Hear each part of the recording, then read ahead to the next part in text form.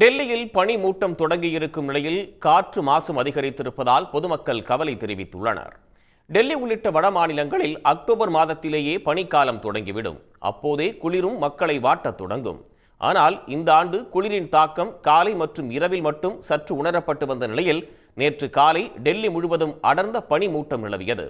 சில மாதங்களாக வெயிலின் கடுமையை அனுபவித்து வந்த டெல்லி வாசிகள் பனிமூட்டம் தொடங்கியதால் மகிழ்ச்சி அடைந்தனர்.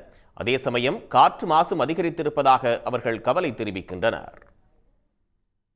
அந்த உத்தரப்பிரதேசலாம் நிறைய எரி வைக்கிறாங்கல்ல, அது எரி வைக்கிறதால இங்கே டெல்லிக்குள்ளே நிறைய பாதிக்குது. இந்த இடத்துல எல்லாம் டெல்லியில் வெடிங்கிறாங்க, வெடி ரெண்டு இது ரெண்டு மேலே ரொம்ப போச்சுன்னு வச்சுக்க, கண்ணு எரிச்சல் ரொம்ப கஷ்டமாக இருக்குதுன்னு வச்சுக்கோங்களேன்.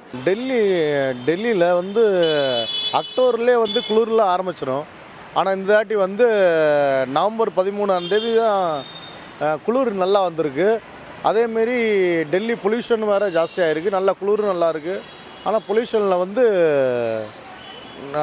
குழந்தைகளுக்கெல்லாம் அந்த பொல்யூஷனால் உடம்பு இதாகிடும். அதனால் கொஞ்சம் டெல்லி கவர்மெண்ட் இந்த பொல்யூஷனுக்காண்டி ஏதாச்சும் ஒன்று போயிடும். டெல்லியில் நேற்று காலை 10 மணி வரை பரவலாக பனி மூட்டம் நிலவியது. இதனால் வாகன ஓட்டிகள் கடும் சிரமத்திற்கு ஆளாகினர்.